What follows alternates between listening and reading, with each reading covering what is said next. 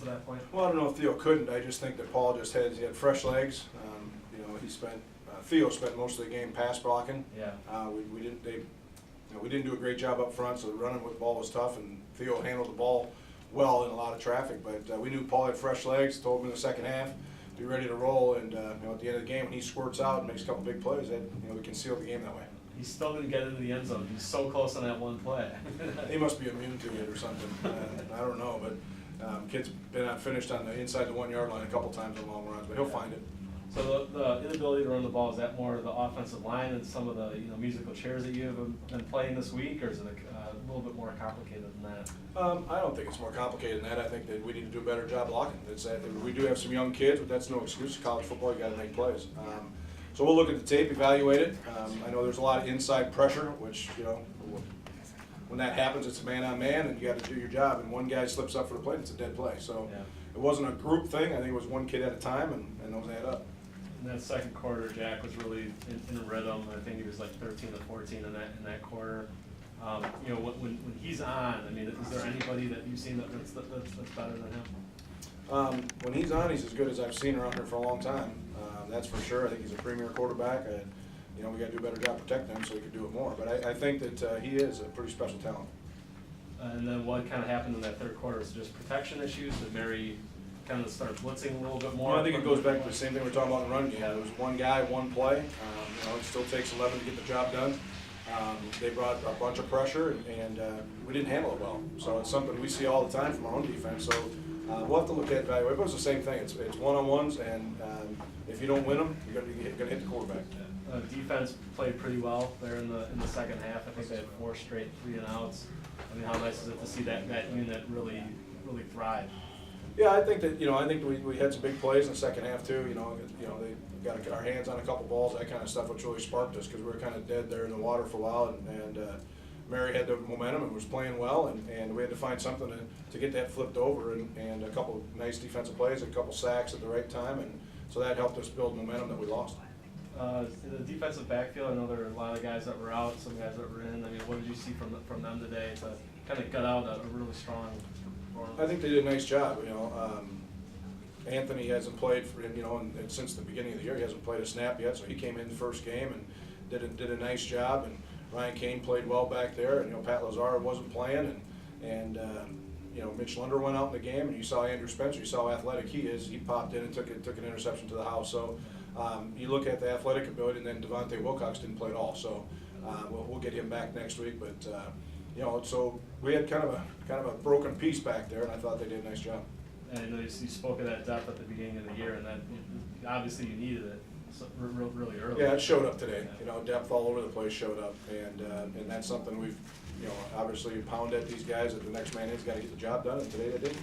Did Andrew Spencer, did he play in the first half at all, or did he come in after Mitch? He was on special teams, but I don't think he played on that. Okay, is there a reason? Was he hurt or anything, or just no, like the guys that you had out there? No, Ryan Kane had a great week of practice. Mitch Lunder's been playing great, so we let those guys roll. And then Spencer to come in, not playing and make that big INT return. Yeah, that's what he does. I mean, he's a guy that's going to make a break on the ball, and he's going to be up there fast, and he's a great athlete. So saw a little bit of what he can do. Yeah. You guys got anything else? This is your first home opener without Sean. What did you feel about it? How did the team feel about it? You still guys got the win, so. Yeah, we feel awful about it. The fact that, really 2 ways. I guess it's good and bad. The bad part is Sean's not here with us, and we miss him dearly.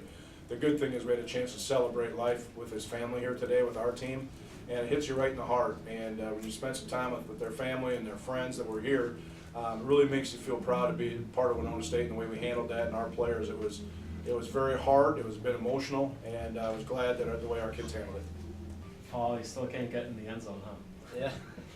Another stop at the 1 yard line. It hurts, but at least Jack took it in next play, so wasn't too mad about it. Did you yell at them though for stealing your No, it was third down, so I was fine with him scoring on that.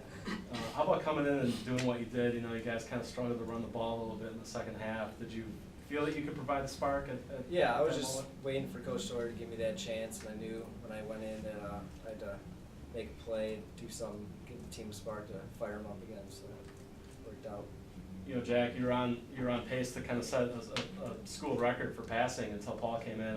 I imagine you're okay with that though, that you guys were able to. Yeah, it doesn't matter, as long as we get whatever it takes to get the W at the end of the day. I mean, Paul has to come in and run the ball 30 times, or have to throw the ball 50 times, whatever it takes, I guess. In that second quarter, you were really locked in. I think you were 13 to 14 or something like that. I mean, what do you see when things are going that well? I mean, I just trust our receivers, trust our O-line, blocking up front, receivers running good routes. My job's pretty easy from there, just throwing the ball, just getting in guys' hands.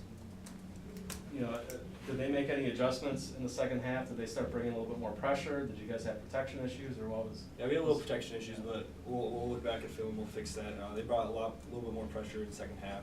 They were able to disrupt some stuff. We ran a little 3-step game, get the ball up quick, as we were getting a little chip down at the first down marker, get like 5-yard, 6-yard gains. But Barry played pretty well in the second half. You know, I know this is a long time ago and you weren't the quarterback then, but did anybody think back to last year's home opener against Bemidji when they started making that comeback? You know, they scored on a punt return and they scored on a fumble return. Did you guys think, oh no, you know, here we go again? Or I wouldn't Yeah. back to that. You know, big thing we've been talking about is one day at a time, you know, and that was over 365 days ago, so it's definitely not today. And, you know, we took care of what we needed to today, and that was, you know, I was really proud of how the guys, you know, they took it one quarter at a time, even though, you know, third quarter was a little rough, but, you know, we took care of it, so.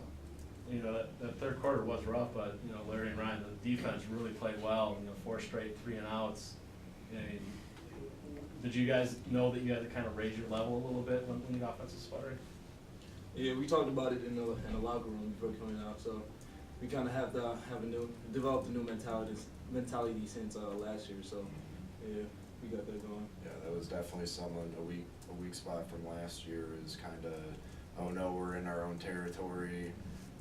Let's see, you know, hopefully we could stop them. And this year, you know, as evident last week at Northern, you know, we were held down there a couple times and we held our own and we held them to field goals.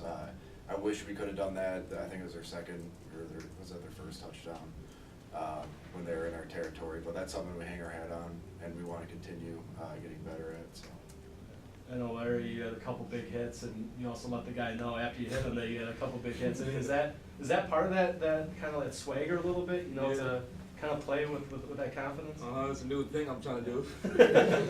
Yeah, I did it a couple of times. The ref told me to stop after that. Though, so, yeah. I mean, how is it hard to like kind of balance that? You know, you want to be aggressive and intense, but not get a penalty. Is it hard to kind of dial it back a little bit when you're playing so well? I mean, I try to play angry, so I mean, the coaches do got a good job of keeping me calm at the same time when we're on the sideline. So it's not a big issue to me. I know how to play angry and control myself. You guys had some injuries in those EVs. You know, what did you see about the guys that were able to play today? You know, how do you assess the job that your guys did?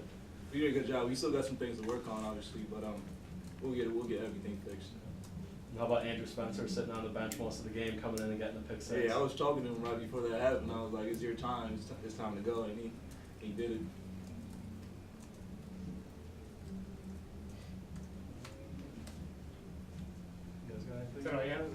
I just one, you know, playing for Sean today. I mean, you know, do you guys think that you did his family well? You know, do you think that you put on a pretty good show for them? Oh, definitely. You know, that was one thing I was asked to say the prayer at the end, and it was, you know, this game is so much more than just a game. It's about the guys in this room. It's about the community, and it's about, you know, it's about the Erfel family. And it was an amazing sight to see them out there, and they definitely, you know, I could feel the emotion in the air, and I think the guys definitely brought it in. So I couldn't be happier for how the day went for, you know, the Winona State Warrior family, which includes the Erfel family.